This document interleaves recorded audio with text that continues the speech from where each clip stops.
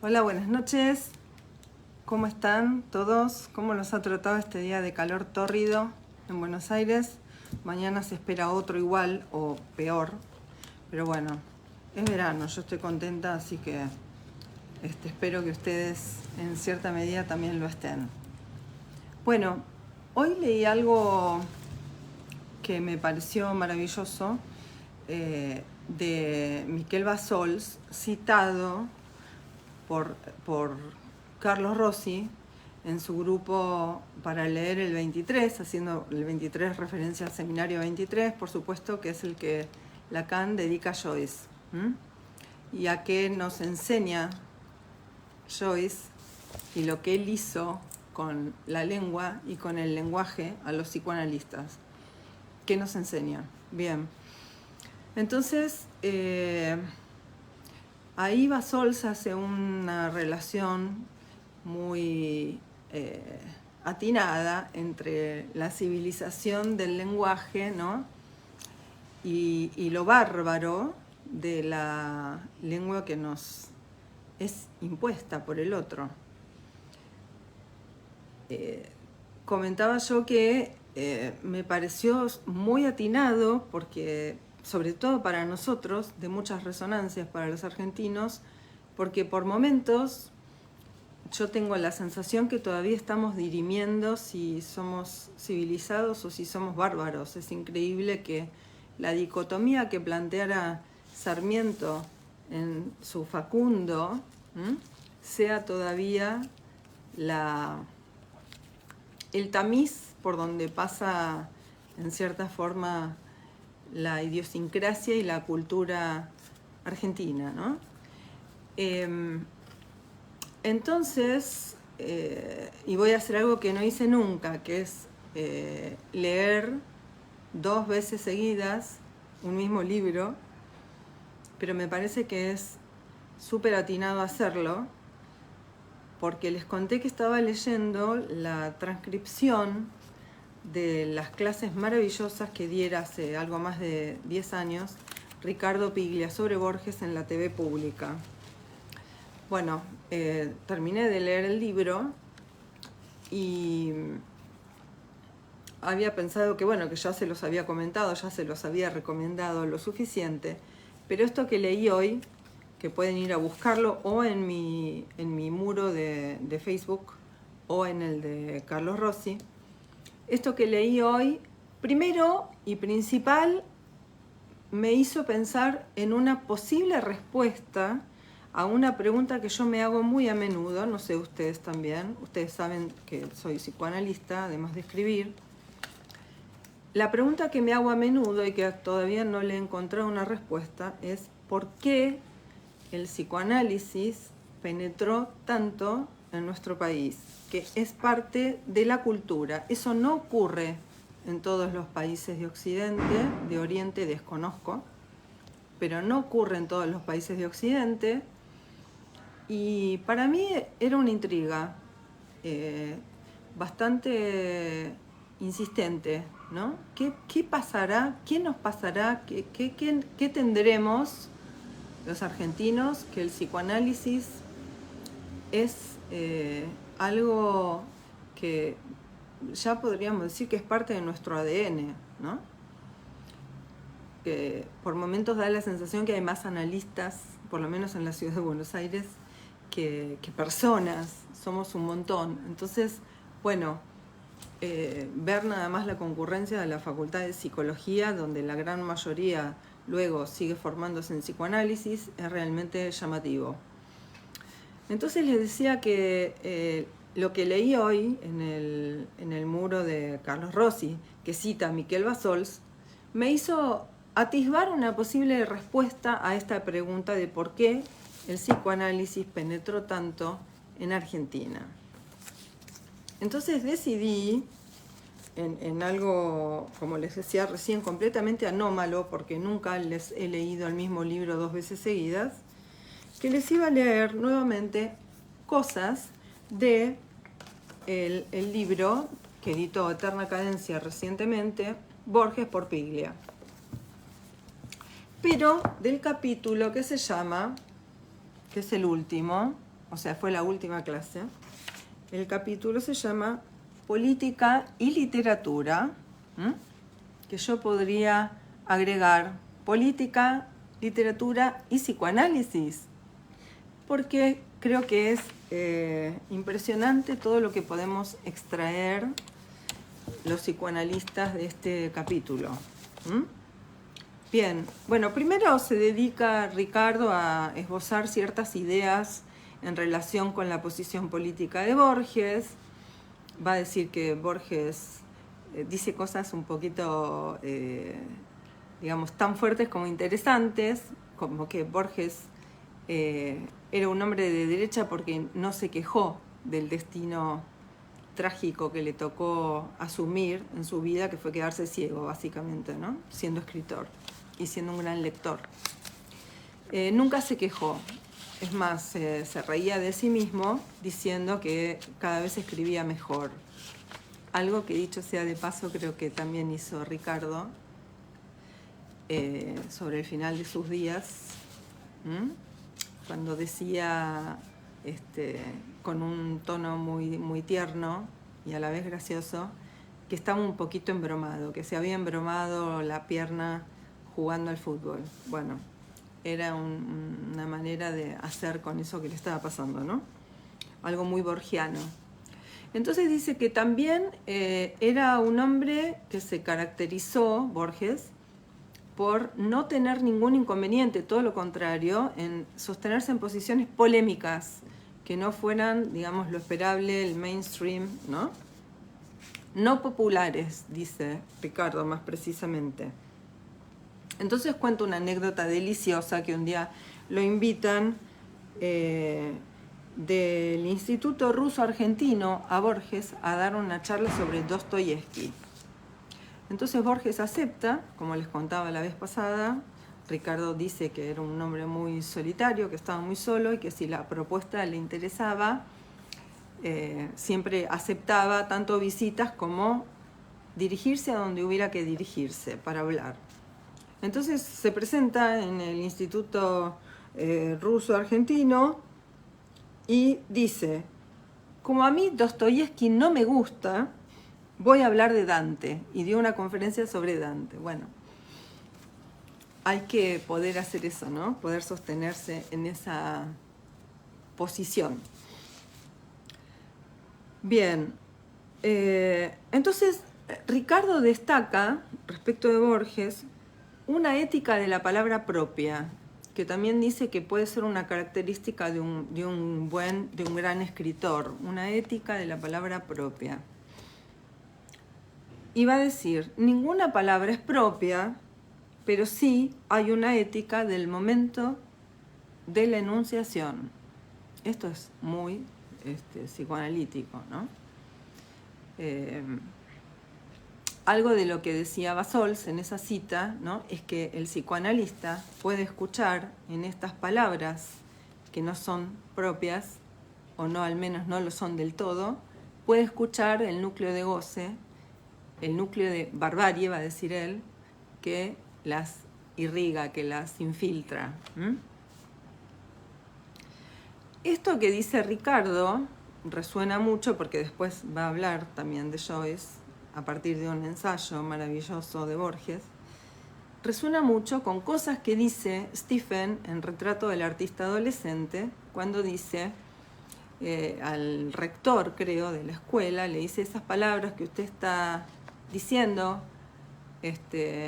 no son mías, fueron de otros antes, yo no las elegí, sentando una posición respecto de que esas palabras que le venían del otro a él no lo representaban, no decían sobre sí. Y sobre otra frase también muy conocida, que dice: me dan mucho miedo esas grandes palabras, ¿no?, que nos hacen tan infelices. Bien, ahí los psicoanalistas podemos leer que se está refiriendo a los significantes amo, ¿no?, que un análisis va haciendo caer uno tras otro, ¿no?, liberando al analizante de estas identificaciones que lo tienen un poco maniatado. Bueno, entonces esto de que ninguna palabra es propia, pero sí hay una ética de la enunciación, resuena mucho con esto que dice en boca de Stephen Joyce, aunque la posición de Joyce no va a ser la misma que la de Borges, pero Borges lo tiene muy en cuenta a Joyce, siempre. ¿Mm?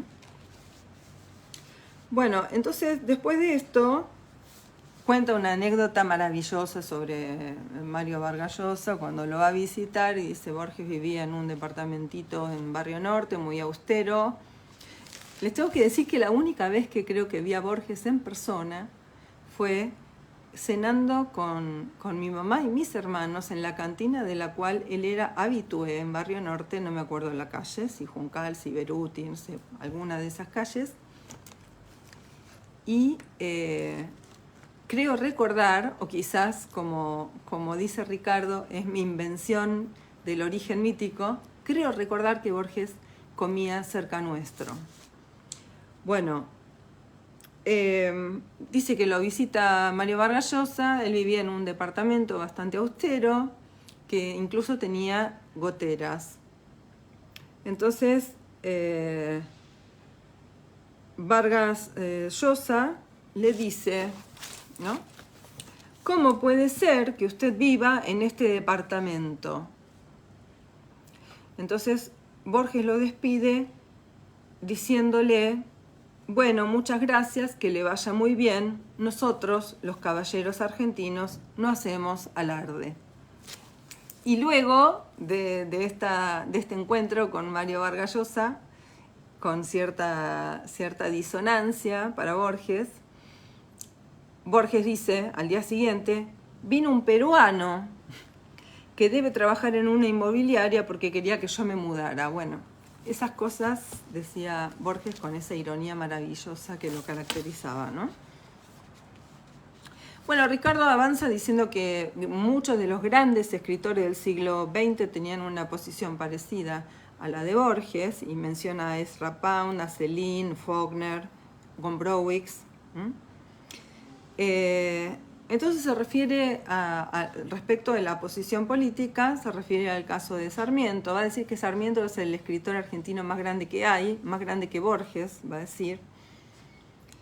Y que, bueno, tenía una posición tomada muy clara, ¿no? Respecto de qué hacer con los pueblos originarios, con la presencia de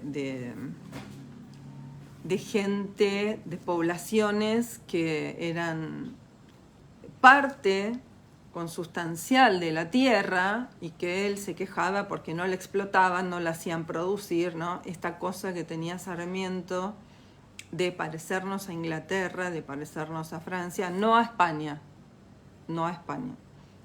No le caía muy bien España.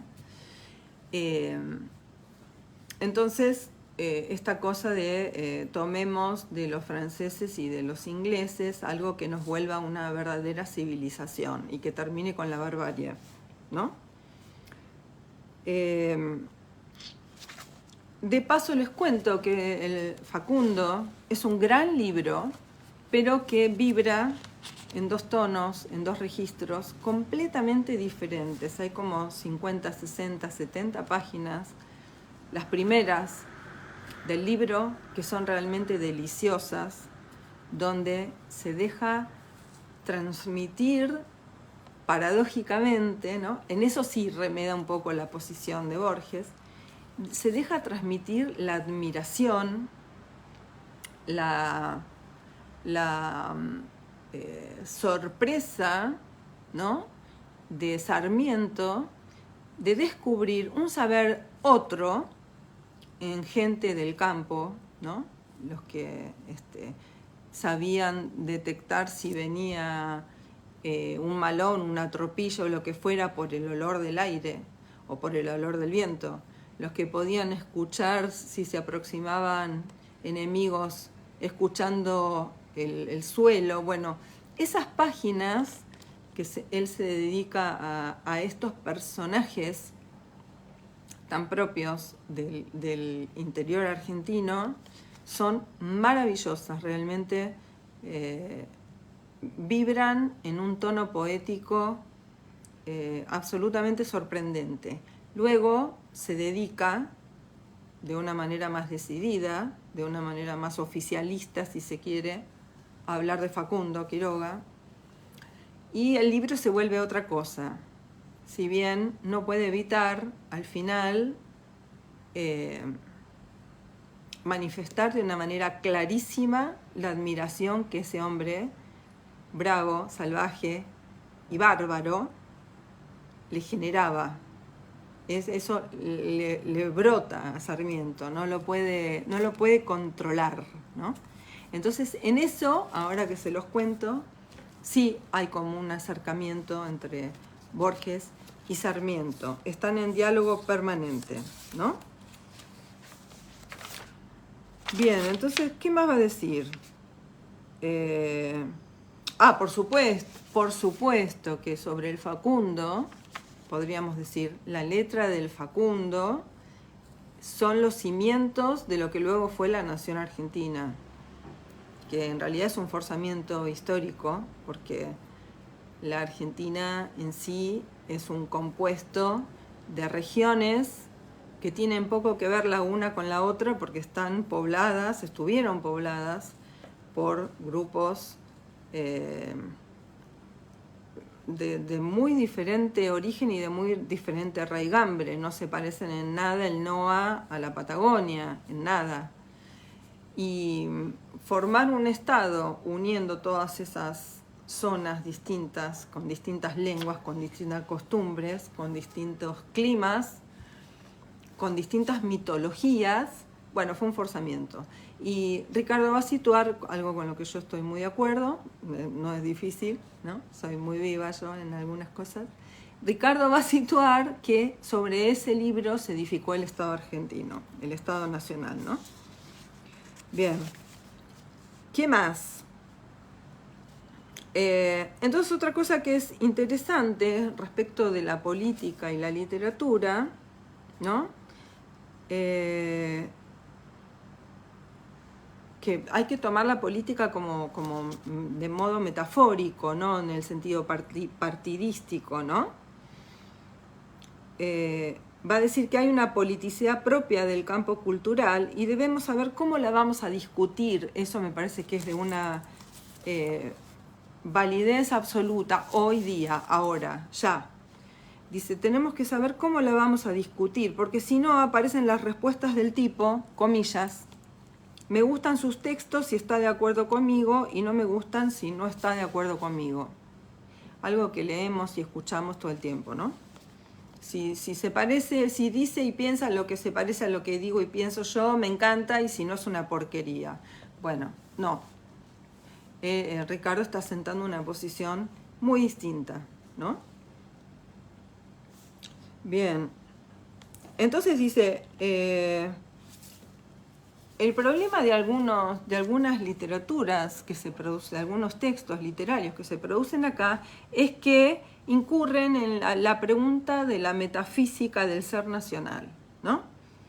La pregunta de si hay una esencia argentina. Y va a decir muy claramente, no la hay. Les aviso yo que no la hay. Entonces se va a tratar de construir con Borges qué es lo propiamente cultural, qué es lo propiamente idiosincrático en el ámbito de la cultura argentina. Entonces se va a remitir a su ensayo El escritor argentino y la tradición, que también tiene muchas resonancias joycianas y ya les voy a decir por qué.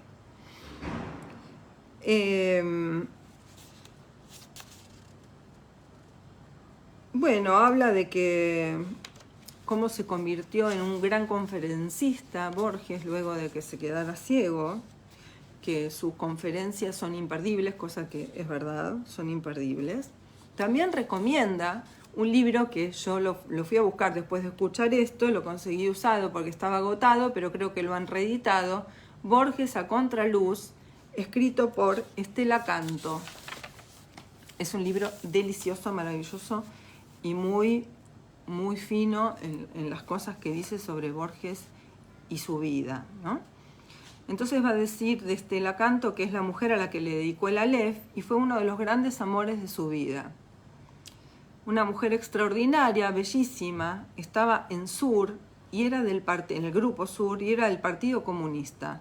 Su hermano, Patricio Canto, es una figura importantísima de la vida cultural de izquierda en Argentina, un gran traductor. Esta muchacha, dice, lo empezó a poner en problemas a Borges.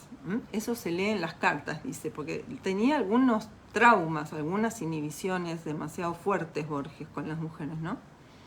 Entonces dice, efectivamente, Borges fue al psicoanalista, acá viene el psicoanálisis, en los años 46-47, y dice muy humorísticamente Ricardo, y pasó lo que pasa con el psicoanálisis. Borges no resolvió los problemas por los que iba, pero perdió la timidez y pudo empezar a dar conferencias. Dice, a mí me pasó igual, yo empecé a analizarme en 1970, sigo con los mismos problemas, pero aprendí a bailar el tango como nadie. Bueno, esto es algo que suele ocurrir en el psicoanálisis, ¿no? Que alguien consulta por X motivo y después termina resultando que se trataba de Y, no de X. Bien, entonces dice, antes de superar eso, Borges era incapaz de hablar en público. Era tan tímido que sus conferencias las leía otra persona porque él estaba aterrado. El psicoanálisis lo ayudó muchísimo y nos ayudó a todos, porque Borges empezó a dar conferencias y creó un estilo de conferencia que es excepcional. Entonces, va a decir cómo leía Borges. Se sabe, es Vox Populi, que él decía que él estaba orgulloso de lo que había leído, no de lo que había escrito. Y sitúa a Ricardo que se interesaba por las literaturas secundarias y desplazadas de las grandes corrientes. Porque dice que Borges encuentra en estas literaturas la posibilidad de un manejo irreverente de las tradiciones culturales a las cuales no pertenecen. Y ahí coloca a la cultura judía, a la tradición irlandesa y a la literatura argentina. ¿Qué tal? Entonces va a decir, la cultura irlandesa es una cultura encapsulada dentro del imperio inglés que ha perdido su lengua, que es el gaélico, y que lucha contra la tradición del país imperialista que adentro mismo de la cultura produce a Joyce, que forma parte de una minoría católica y por lo tanto también es una posición distinta a la tradición central protestante. De todos modos, Joyce denuncia el sometimiento de Irlanda, ¿no? Bajo la Iglesia Católica, triple sometimiento digamos, a la corona británica, a la lengua inglesa y a la Iglesia Católica. Entonces, va a decir que Borges va en la tradición de lectura irlandesa y en la tradición de lectura judía, a las que admira muchísimo, algo parecido a lo que pasa en Sudamérica. Y va a decir, es la primera vez que Borges habla de Sudamérica. Y dice que en realidad Ricardo diría que Sudamérica es la del Río de la Plata para Borges. Y dice, en definitiva, lo que Borges dice es que la tradición nacional, escuchen esto porque es maravilloso, la tradición nacional es un modo de usar la cultura extranjera. Es un modo de leer. Acá escuchamos las resonancias con el psicoanálisis, ¿no? Y de por qué quizás el psicoanálisis entró tan decididamente en Argentina. La tradición nacional es un modo de leer. Un modo de leer desplazado. Y va a decir, siempre leemos fuera de lugar, salvo que Borges en eso no va a haber algo para criticar, sino que va a haber algo absolutamente venturoso, ¿no?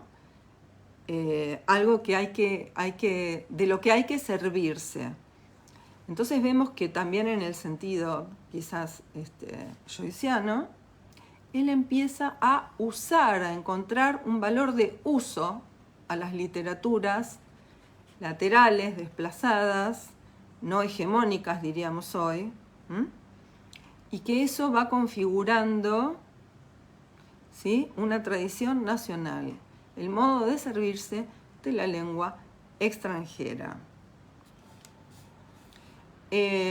Paréntesis. Hay, creo yo, si estoy equivocada, los que también conocen cosas sobre Joyce y su obra me lo pueden, por favor, escribir en el chat. Hay un solo testimonio de lectura del propio Joyce de su novela Ulises. Y es sobre el capítulo, sobre el apartado, no recuerdo el capítulo, disculpen, que se llama A los padres, ¿no? Les recomiendo que lean ese apartado o que directamente lo busquen en YouTube y lo escuchen de voz de Joyce, porque de verdad me parece que lo que Borges hace, esta es mi idea, ¿no?, por supuesto, lo que Borges hace en el escritor argentino y la tradición es, porque había leído Ulises, yo estoy segura que la leyó entera, ¿no?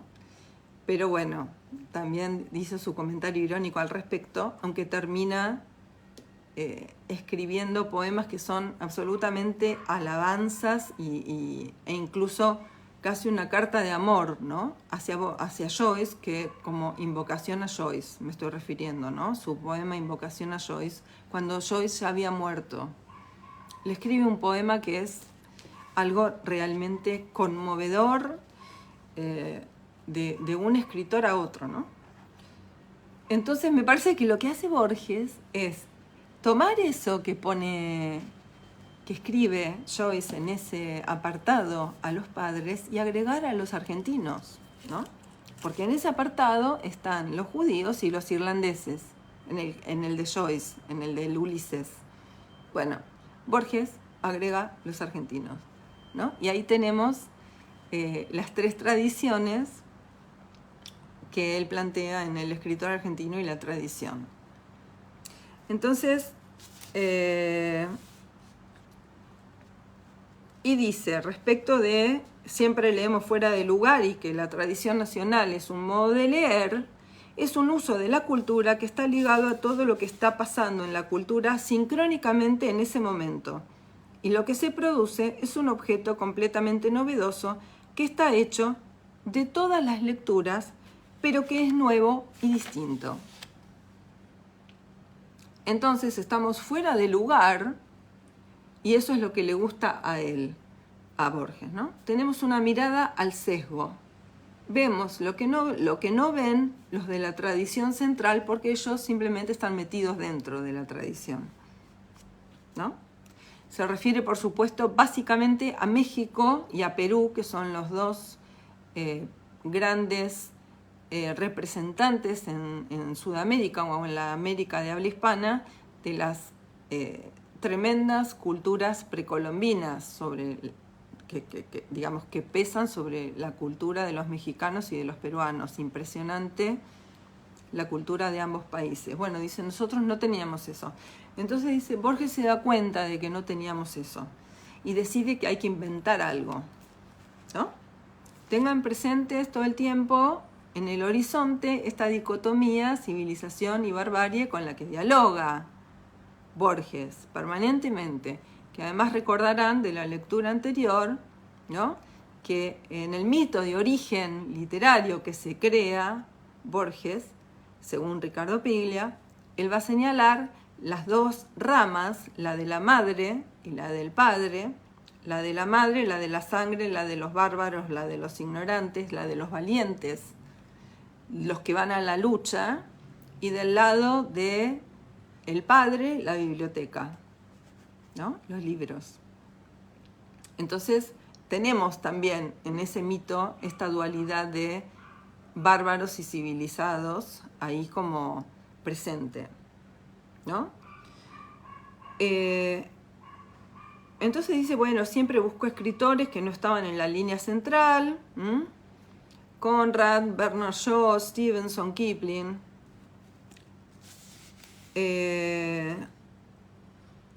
Bueno, entonces va a decir que la idea de tradición, ¿no?, hace referencia a un contexto cerrado de manera arbitraria. Borges está viendo la tradición como el contexto que nosotros podemos considerar que acompaña un texto y que permite entenderlo. Entonces va a tomar el Aleph, y va a decir que casualmente lo que empieza a inventar Borges, ¿no?, que la vez anterior les había comentado que él hablaba de literatura conjetural o conceptual, ficción conjetural o conceptual, va a decir, la idea del Aleph, ¿no?, es que desde un país lateral se puede ver el universo. Entonces va a decir, en una casa de un barrio del sur está el universo en su totalidad. Es una metáfora de lo que él dijo en El escritor argentino y la tradición. Pero el Aleph está escrito 10 años antes.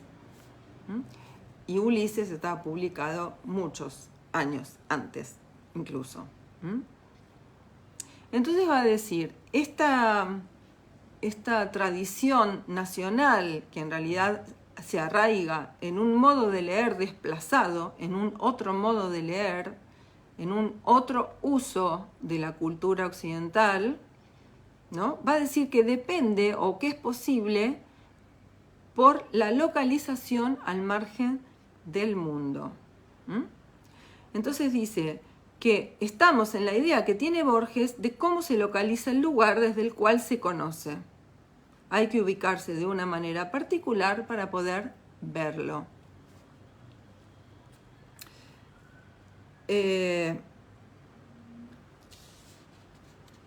Entonces, bueno, sigue comentando cuestiones relativas a cómo escribía, ¿no?, Borges y qué. Entonces va a decir algo que es muy interesante, ¿no?, que retomamos desde otra perspectiva esta cuestión de civilización o barbarie. Él había planteado, ¿no?, la posición política, ética y literaria de Borges en los años anteriores a los 40, como de un cierto purismo, de ambición de cierta pureza de la lengua, rechazando todas las corrientes inmigratorias que estaban llegando a la Argentina, ¿no?, en las primeras décadas del siglo pasado. Entonces, va a decir que en el año 43, que es un año clave para Borges, es el año en que escribe el poema Conjetural. Dice, y además estamos en pleno nazismo. Entonces, trae a cuento una declaración de Borges en la SADE, en la Sociedad Argentina de Escritores, que dice lo siguiente, en 1944. Por favor, préstenle atención a esto, ¿no? Me he dado cuenta de que mi culto al coraje, a los héroes militares y a la tierra, la sangre y el linaje, que son la base de su nacionalismo, es lo mismo que están haciendo los nazis. Es un textual, ¿eh? Me he dado cuenta de que mi culto al coraje, a los héroes militares y a la tierra, la sangre y el linaje, que son la base de su nacionalismo, es lo mismo que están haciendo los nazis. Y en el final dice, esto lo encuentran en internet, ¿sí? Quiero añadir algunas palabras sobre un problema que el nazismo propone al escritor. Mentalmente, el nazismo no es más que la exacerbación de un prejuicio del que adolecen todos los hombres. La certidumbre de la superioridad de su patria, de su idioma, de su religión, de su sangre. Dilatada por la retórica, agravada por el fervor o disimulada por la ironía, esa convicción candorosa es uno de los temas tradicionales de la literatura. No hay, sin embargo, que olvidar que una secta perversa ha contaminado esas antiguas e inocentes ternuras y que frecuentarlas ahora es consentir o proponer una complicidad. Carezco de toda vocación de heroísmo, de toda facultad política, pero desde 1939 he procurado no escribir una línea que permita esa confusión. Y escuchen esto, por favor. Mi vida de hombre es una imperdonable serie de mezquindades. Yo quiero que mi vida de escritor sea un poco más digna. ¿Mm? ¿Qué tal? Tremendo, ¿no? La confesión que hace Borges en 1944. Entonces, hoy estamos, digamos, padeciendo sin velos esto que Borges menciona en el 44, ¿no?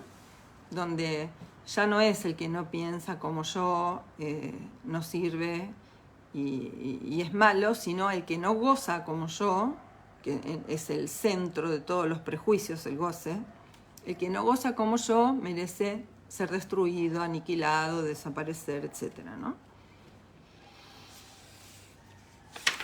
Entonces, bueno, avanza refiriéndose a las tres tradiciones interpretativas, la judía, la irlandesa, ¿no?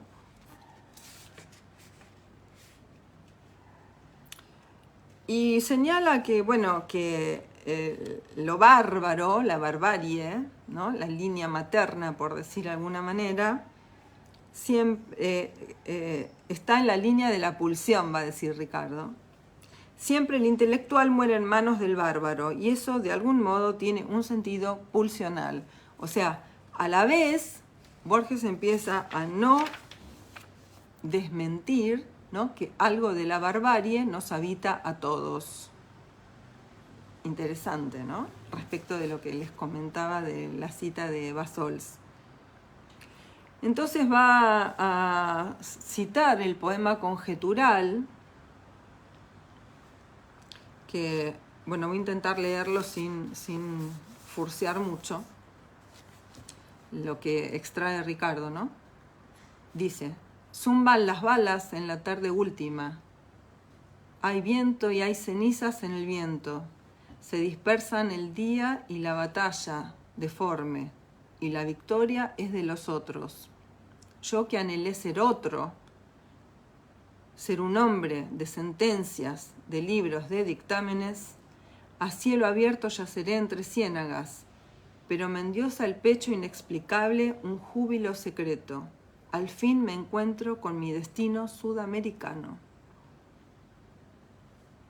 ¿Mm? Entonces dice algo, Ricardo, que para los psicoanalistas es una perla, ¿no? Que dice: Borges nunca deja de estar ligado a esa zona de su obra, más allá de la posición política que tome. Eso es un escritor, me parece a mí. Y dice: el sentido puede ser horrible, pero ese es el sentido para él. ¿Mm? Entonces agrega que esto de el destino sudamericano es la enunciación desde la que escribe Borges, ¿no?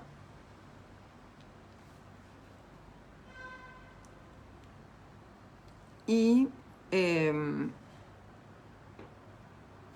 cierta forma, lo que inventa Borges, ¿no?, dirá Ricardo en alguna otra parte de este librazo que les recomiendo, lo que inventa Borges es cómo fundir en la literatura esa dicotomía que también la hace propia por las líneas de su madre y de su padre, cómo fundir esa dicotomía entre civilización y barbarie.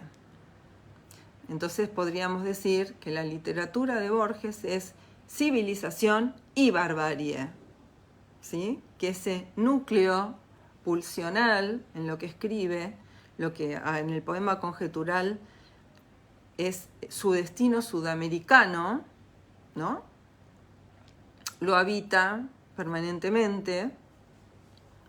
Hay un poemita muy breve que se llama Tancas, de Borges, tiene varios, pero hay uno que es muy breve y a mí me parece muy bello, donde él retoma esto, ¿no? Y habla de los antepasados heroicos que tuvo, bárbaros también, heroicos, a los que le hubiera gustado parecerse más, y dice algo así como: y a mí me tocó ser solo un pobre contador de sílabas. Entonces, lo que Borges se propone no solo es un modo de lectura desplazado, un modo de lectura propio, original, ¿no? Que está habilitado porque en Argentina no hay tradición cultural fuerte, porque no tenemos cultura prehispánica literaria. Entonces dice, bueno, algo hay que inventar, ¿no? Como que él crea su propio mito de origen literario en relación a su familia, pero también hay que hacerlo en relación a los argentinos y su cultura. Entonces, en cierta forma, leo yo en esto que está planteando Ricardo que lo que logra Borges es el entramado de ambas cosas, el entramado de lo pulsional y lo que se hace con la lengua, con el lenguaje, ¿no? Lo que se puede traducir en términos, digamos, de significante, podríamos decir, desde el psicoanálisis, ¿no? Separándose en ese punto, en el punto en el que logra esa fusión, separándose de toda ideología, de toda política partidaria y de toda lectura cómoda y oficialista. Bueno, hasta acá voy. Les había prometido brevedad, no sé cuánto tiempo va, espero que haya sido menos que la vez anterior. Me pareció muy novedoso, por lo menos para mí lo fue, poder pensar esto de qué inventa Borges y en qué la civilización y la barbarie están presentes en su literatura, qué peso tiene eso para nuestra cultura nacional, ¿no? La conexión con Joyce, ineludible. Vayan a buscar Invocación a Joyce, van a ver lo que es ese poema que le dedica al gran escritor irlandés. Es una carta de amor, directamente. Yo lo definiría así, ¿no? Y esto de la fortaleza, ¿no? La potencia de esto de encontrar su destino sudamericano, que también leía recién una cita de Borges, ¿no? Hay un momento, ¿no? Algo así, no la sé de memoria, un instante en la vida, por más larga, por más venturosa, por más desventurosa que sea, hay un momento, un instante en el que el hombre descubre quién es. Bueno, podríamos pensar que esa línea del poema conjetural da cuenta de eso, ¿no? En Borges, de haber encontrado su destino sudamericano, haber logrado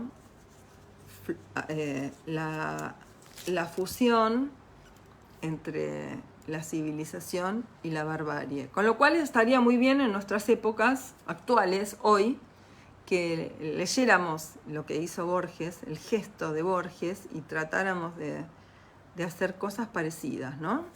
Que no nos distancien, que no nos enfrenten, que no nos dividan, porque si no es como que retrocedemos 200 años. Al menos eso es lo que siento yo, ¿no? Que estamos en un franco retroceso histórico, que no se sabe muy bien cuáles van a ser sus consecuencias cuando esto haya pasado. Bueno, gracias a todos los que acompañaron, por el interés, por estar. Hace mucho calor en Buenos Aires, así que doble agradecimiento por haber persistido y aguantado. Nuevamente, por favor, vayan por este libro, tiene una vigencia impresionante, podría haber sido dicho ayer y sería perfecto igual para el momento histórico que estamos viviendo. Y bueno, que estén muy bien. Espero que les haya gustado esta especie de conexión, no tan invisible, creo yo, entre literatura, política y psicoanálisis, ¿no? Borges encontró, podríamos decir, en relación a lo que venía comentando Ricardo Piglia allí, Borges encontró su propia política, ¿no? Que es esto de haber encontrado su propio sentido respecto de la civilización y la barbarie, ¿no? Que no es poco, es muchísimo, es muchísimo. Ojalá más análisis llegaran hasta ese punto, por lo menos, ¿no? Lo que hizo Joyce es distinto, porque Joyce se situó en una posición radicalmente fuera de toda tradición, ¿no? De toda injerencia, digamos, de los valores culturales heredados, ni propios ni ajenos. Fue muy distinto.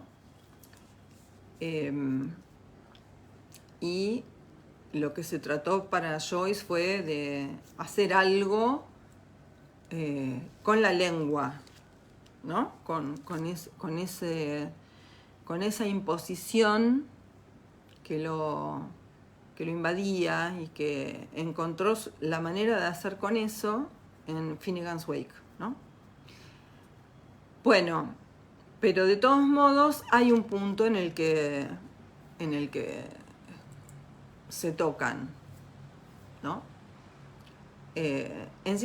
Borges encontró su manera de ser herético en el sentido de descreer de los cánones y de las culturas hegemónicas, orientándose hacia lo lateral, hacia lo desplazado, hacia la mala lectura, entre comillas, y Joyce hizo otra operación, un poquito, fue bastante más lejos que eso, pero bueno, él tuvo que encontrar otro modo de resolver qué hacer con la lengua porque no lo lograba. Entonces se dedicó 17 años de su vida a escribir Finnegan's Wake, que es una especie de entrechocamiento de significantes de distintas lenguas, además, ¿no? Estas famosas palabras valija, que seguramente habrán oído nombrar. Entonces mezcla todas las lenguas que conocía, se divierte mucho, y esa es la manera que él encuentra de hacer con la lengua, ¿no? De hecho, en un libro maravilloso, que es un relato de Jacques Mercanton, cuenta que Nora decía que mientras que escribía Finnegan's Wake le decía, por favor, para de reírte, ¿no? Porque Joyce se divertía mucho haciendo todo eso. Pero bueno, no, la operación que hacen con el lenguaje y con la lengua no es la misma, pero en algún punto están vinculados. Y yo creo que el escritor ya argentino y la tradición no es sin Joyce.